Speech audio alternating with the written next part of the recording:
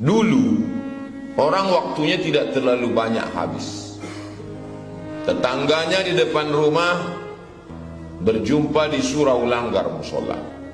Sekarang berapa sahabatnya yang ada di Facebook, Instagram, Twitter, grup WhatsApp, berapa grup yang ada di handphone, berapa waktu yang habis untuk orang lain. Kita terlalu memikirkan orang sampai kita lupa pada diri sendiri. Maka ada ungkapan waqfah ma'an nafsi, sejenak bersama jiwa kita, sejenak sesaat berikanlah untuk diri kita sendiri. Maka sesibuk-sibuk orang beriman, idza nudiya lis-salati min yaumil jumu'ah, kalau kau sudah dipanggil untuk melaksanakan salat pada hari Jumat, fas'au ila dzikrillah, tinggalkan bisnismu, tinggalkan gedung kantormu, tinggalkan kelasmu, fas'au ila dzikrillah, bersegeralah mengingat Allah. Wadarul bai', tinggalkan jual beli. Matikan handphone, offkan hubungan dengan manusia, bangunlah hubungan dengan Allah Subhanahu wa ta'ala. Dari mulai mendengar suara azan, maka anggaplah itu tiupan sangkakala panggilan malaikat untuk menghadap Allah Subhanahu wa ta'ala. Jangan lagi bercerita kepada manusia, maka dengarkan suara itu baik-baik dan jawab baik-baik. Allahu Akbar, Allahu Akbar. Camkan dalam hati, tancapkan ke tangkai jantung, ke pikiran, jawab dengan lisan, iyakan dengan hati. Allahu Akbar, Allahu Akbar. Asyhadu an la ilaha illallah. Kuatkan dalam hati, kami tidak menyembah hantu, tidak menyembah binatang, tidak menyembah pokok kayu, tidak menyembah batu, tidak menyembah berhala. La ilaha illallah. Asyhadu anna Muhammadar Rasulullah. Orang yang paling bakhil, orang yang ketika disebut namanya tak mau berselawat kepada Allahumma salli ala Sayyidina Muhammad wa ala ali Sayyidina Muhammad. Asyhadu anna Muhammadar Rasulullah. Hayya ala salah. Bukan engkau yang salat. Kalau bukan karena pertolongan Allah, tak mungkin kau salat. Maka katakan la haula wala quwata illa billah. Hayya alal falah. Pedagang dengan sukses bisnisnya, pengusaha dengan sukses usahanya, penguasa sukses politiknya, tapi dia tetap berkata la haula wala quwata illa billah. Diulang lagi dengan ucapan Allahu Akbar, Allahu Akbar. Yang besar itu Allah, engkau kecil, engkau tak ada apa-apanya, tak ada daya, tak ada upaya. La ilaha illallah. Ulang lagi untuk menguatkan dalam hati la ilaha illallah. Karena ada orang yang menyembah dirinya sendiri. Aku yang paling hebat, aku yang paling berkuasa. La ilaha illallah. Tidak ada engkau, yang hanya ada Allah Subhanahu wa ta'ala.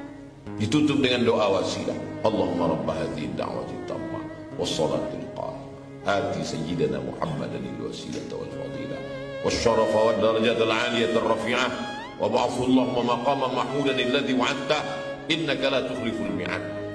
Biarkan mereka mengatakan engkau sombong, kenapa tak mau kuajak bicara? Waktuku sudah banyak habis bicara dengan kau.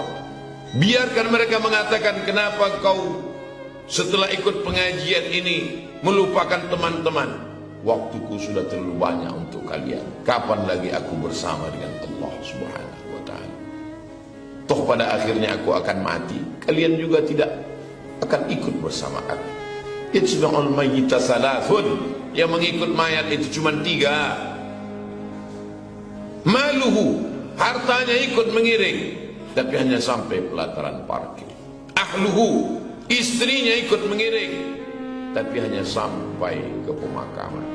Itu pun perempuan tidak dianjurkan untuk mengantar ke pemakaman. Mereka di rumah. Setelah itu mereka menangis. Habis iddahnya dia akan menikah dengan laki-laki lain. Kuatkan diri dengan Allah Subhanahu wa taala. Ambillah air wudu. Di saat tangan disiram air, pada saat itu tanamkan bahwa dosa-dosa tanganku lepas. Di saat air masuk ke mulut, kumur-kumur, ke hidung, istinsyaq, istinthar, saat itu lepas dosa-dosamu, lepas dosa-dosa lidah, lepas dosa-dosa hidung. Di saat air disiramkan ke wajah, lepas dosa-dosa biji mata, lepas dosa-dosa muka. Di saat air disiramkan ke tangan, lepas dosa-dosa tangan dari celah-celah jari-jari tangan. Di saat air mengusap kepala, lepas dosa-dosa kepala. Di saat air mengusap ke telinga, lepas dosa-dosa telinga, mendengar yang tak diridhai Allah. Di saat air menyiram kaki, lepas dosa-dosa kaki. Begitulah hakikatnya, begitulah ditanamkan dalam hati. Maka tidak boleh berbicara saat berwudu. Jangan lagi berbicara menjawab sambutan handphone saat berwudu. Sudah cukup banyak waktu ini habis untuk manusia. Kapan lagi kita bersama dengan Allah Subhanahu wa taala? Setelah itu hadapkanlah wajah ke kiblat, berdoalah. Asyhadu an la ilaha illallah wahdahu la syarikalah wa asyhadu anna Muhammadan abduhu wa rasuluh. Allahumma ja'alni minat tawwabin. Aku silap ya Allah, aku salah ya Allah, tapi aku balik bertaubat kepadamu. Waj'alni minal mutatahhirin. Pikiranku selama ini salah, lidahku salah, mataku salah. Hari ini aku mensucikan diriku. Waj'alni min ibadikas salih. Jadikan aku hambamu yang saleh. Karena hanya orang-orang soleh saja yang akan menghadap Allah dengan baik. Orang-orang mati itu kalau ditanya Allah, mau kalian hidup lagi? Mereka menjawab, laula akhartani ila ajalin qarib. Kasih aku waktu sekejap, sejenak, sedetik, semenit. Fa asaddaqa, aku mau berbuat baik. Wa akum minas salihin, aku ingin jadi orang yang saleh. Maka Nabi Ibrahim mendoakan anaknya, Rabbi habli minas salihin. Dikabulkan Allah, dua-duanya saleh. Ismail saleh, Ishak pun saleh.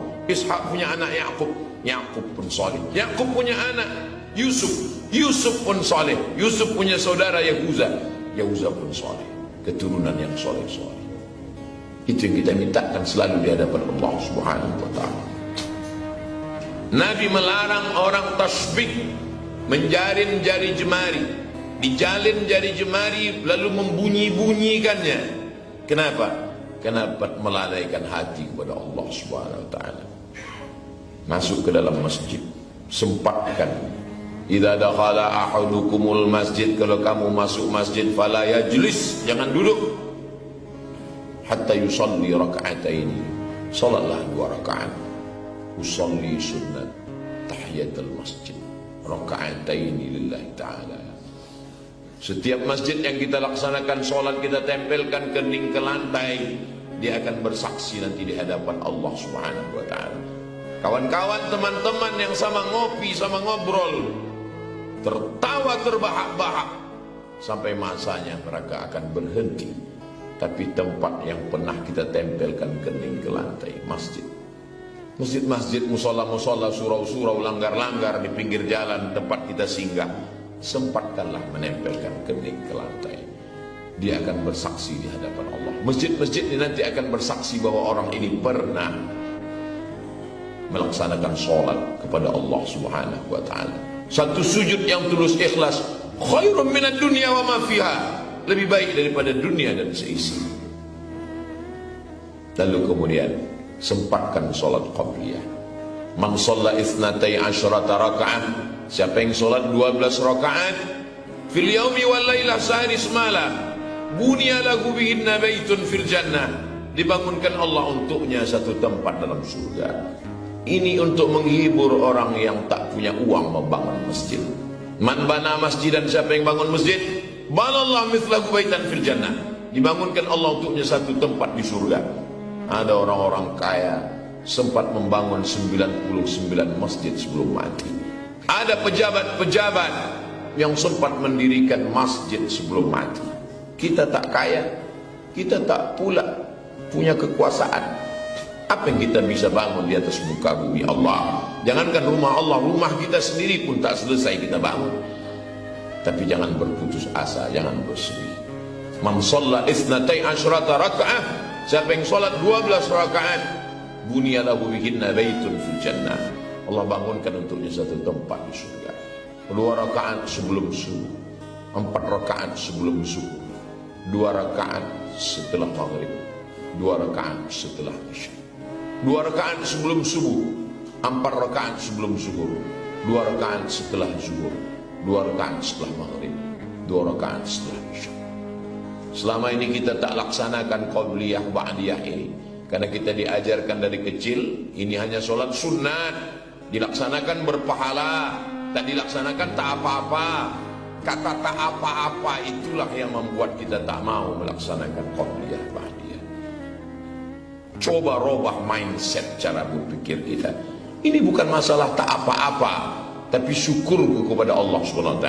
Pergilah ke rumah sakit, berapa orang biaya cuci buah pinggang, cuci darah karena rusak buah pinggangnya. Berapa biaya orang untuk mendapatkan anak, bayi tabung. Kita diberikan keturunan yang baik-baik, kita diberikan kesehatan. Syukur kita kurang kepada Allah karena kita tidak menganggap itu sebagai nikmat. Rumah yang kau anggap biasa-biasa saja, itu adalah kenikmatan yang selama ini diinginkan mereka yang tidur di kolong jembatan. Anak yang kau anggap selama ini hanya mengganggu tidur siangmu, mereka adalah yang diimpikan orang-orang yang sudah menikah 10 tahun tak punya anak. Meleleh air mata mereka berdoa minta anak.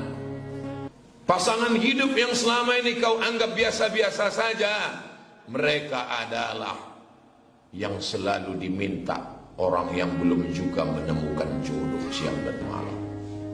Pekerjaan yang menurutmu melelahkan, membosankan sekali kerja ini, itu adalah pekerjaan yang dirindukan oleh mereka yang sudah bolak-balik melamar.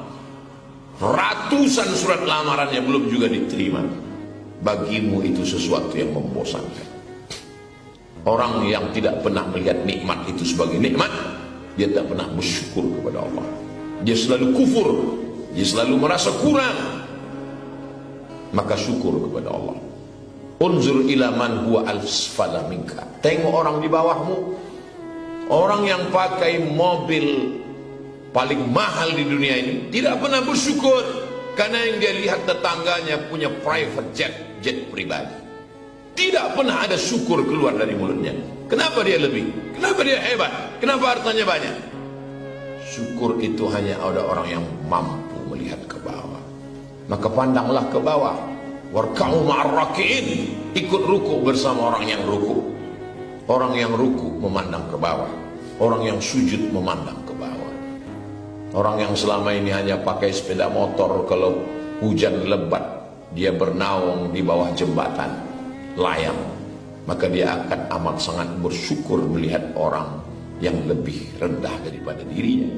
Orang yang sakit-sakitan di rumah sakit masih bersyukur, walaupun dia tak bisa datang sholat Jumat, tapi dia masih bisa bertayamum, mulutnya masih bisa bertasbih. Allah masih kasih aku hidup supaya aku bertaubat. Allah masih aku umur supaya aku bisa melaksanakan sholat sebagai bekal menghadap Allah Subhanahu wa ta'ala. Kita kadang tak pernah dengan diri kita karena kita selalu sibuk dengan diri orang lain. Kita tak pernah bersama Allah sejenak karena kita sibuk bersama dengan makhluk. Maka bangunlah di tengah malam. Wa minal laili, dari sebagian malam, fatahajjad. Kata tahajjud hurufnya berat. Tahajjud, lawan kantukmu, lawan tidurmu. Mandilah di tengah malam. Mandi yang menyebabkan penyakit rematik itu dari maghrib sampai jam 12 malam. Tapi kalau sudah lewat jam 1, jam 2, bagus, makin sehat, segar badan. Mandilah. Setelah mandi, solat sunat wudhu 2 rakaat.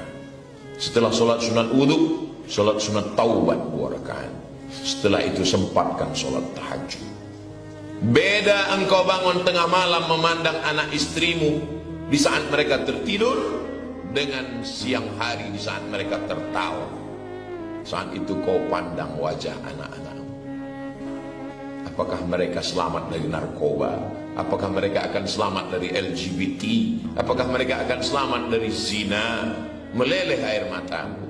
Di saat itu kau akan lebih khusyuk sholat. Di saat itu sujud lebih lama. Di saat itu permintaan munajat kepada Allah. Duduk sejenak. Sudah berapa lama aku hidup ini? Kalau aku mati nanti apa yang akan aku bawa menghadap Allah? Kawan-kawanku ini hanya teman tertawa. Setelah itu mereka pun akan pergi meninggalkan aku. Aku akan sendirian di liang lahat. Pernah ku pakai keningku ini untuk bersujud. Pernah ku pakai hartaku ini untuk bersedekah. Bangun di tengah malam itu menguatkan jiwa kita. Kata Allah kepada Nabi Muhammad SAW, Inna sanulqi alaika qawlan thaqila. Kami akan mengirimkan kepadamu kalimat yang berat. Kau akan menghadapi Abu Jahal, Abu Lahab. Kau akan menghadapi musuh-musuh orang munafik. Bagaimana menguatkannya? Aqimis sholat. Tegakkan sholat. Bukan siang. Banyak orang sholat siang. Bukan maghrib. Tapi ada jalur khusus. Saat itu kau sedang berada di tengah kesunyian. Wa sallu bil laili wan nasu niyam. Di saat orang lain sedang lelap masuk dalam mimpi yang panjang, di saat itulah kau sedang bangun tegak di tengah malam. Beramal di waktu yang khusus akan mendapatkan balasan yang khusus. Apa yang diberikan Allah Subhanahu wa taala?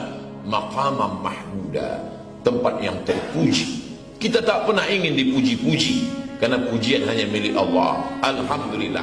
Jangan cari nama, karena bapakmu sudah kasih nama waktu kau lahir. Jangan cari muka, karena Allah sudah kau kasih muka. Allah sudah kasih muka padamu, maka tak perlu lagi mencari muka kepada makhluk.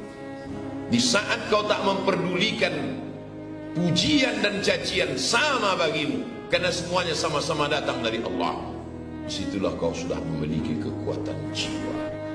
Kekuatan itu tidak bisa dibangun oleh motivator handal yang diundang dari ibu kota. Disediakan gambar, suara menggelegar, tapi kekuatan yang datang dari Allah Subhanahu wa ta'ala. Siapa yang kau sembah?